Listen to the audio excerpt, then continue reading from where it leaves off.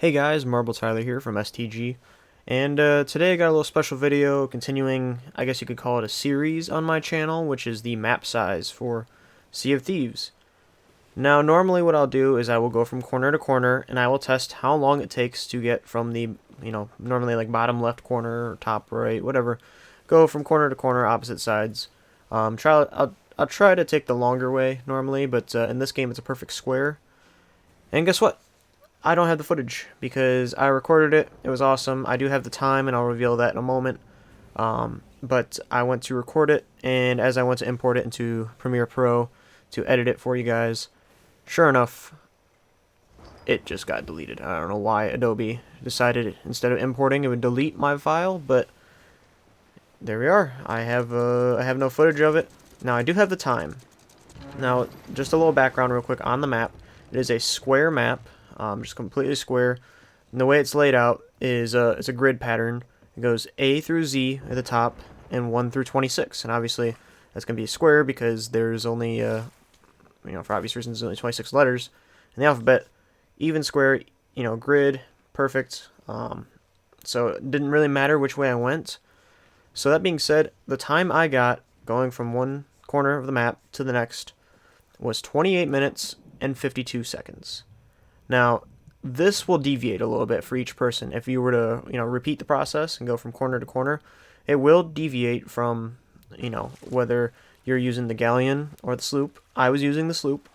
I was also playing by myself, so anytime I needed to change the direction of the sails, I needed to turn, I need to go check the map, make sure I'm not running into an island or I'm going the right direction. If I need to be, aiming a little more north, because obviously I had to go around islands. There's a lot of different factors. If you're doing it with two people, it's probably going to be way faster and way easier because you can have people focus on, driving and stuff.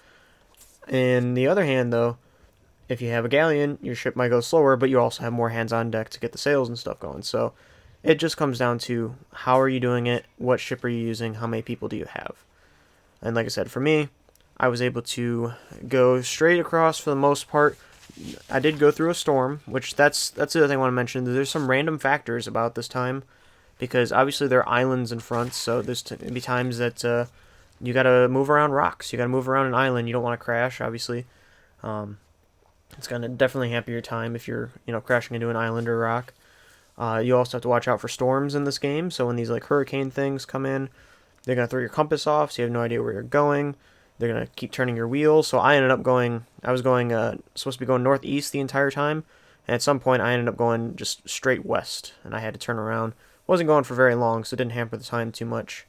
But the other random factor that is more player focused is there are other players out in the sea. So you might encounter a ship that's trying to sink you. I encountered two ships on my journey, and one was a galleon, but luckily it was going into an outpost, and they just decided not to do anything with me. I did see that they were watching me. They had the spyglass, I think it's glare, I guess. I did see that they knew I was there, but they decided not to attack me. They're going to focus on, their seafaring and selling of the chests and whatever. I don't know what the pirate terms for that's going to be. Meanwhile, I also ran into another sloop. It was a single player, and that person was friendly. At first, they pulled out and they were going side by side, and I was afraid they're going to start shooting at me. And I was going to have to get into a battle, and that was going to be awful. But no, what happened was the player just started jumping. It was quite friendly. I waved.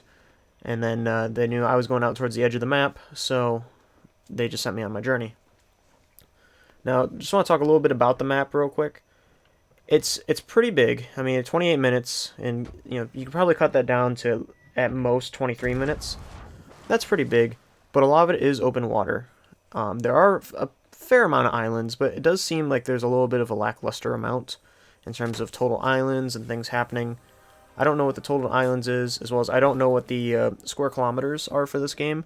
But even then, it's hard to judge this game based on square kilometers because if so much of it's water, there's actually not a ton of land. But that being said, the water is also where a lot of the heart is and where the action is. So, in terms of the map, it's got a decent enough variety. Now, the issue is more of a gameplay thing than it is the map size. But the map size is good. It is quality. And the other thing I really wanted to mention was there's no kill walls or kill barriers in this game. Now I haven't explored all the rocks, so there's obviously going to be some areas you can't get to. Don't know how that's going to work yet, but when you go to the edge of the map and you're on a boat, and you go off the edge of the map, you'll appear off the edge of the map, and there's got little like death skull markers, I guess, on the outside of the map. And what it is, as you're going, the sea will turn red. It'll turn red to blood. I believe the sky will also turn like red, and then you'll rapidly just get holes start appearing in your ship, and you will sink and die. That's just kind of how it works in the when you go off the map. So that's how they keep you in. There's no mountain walls or anything like that. There's no like outer barrier. And I do appreciate that you're not killed by a kill timer or something like that. It's all fluid. It's all game. It's very unique. It almost reminds me a little bit of Jack and Daxter back in the day, where if you try to swim away, this kraken creature would come up and kill you. So it is nice. I really appreciate it. I'm enjoying this game. I have a bunch more videos. Sorry I don't have the footage. Maybe I'll do a follow-up if that's requested. But the corner recorder time was 28:52 for a single player on a sloop.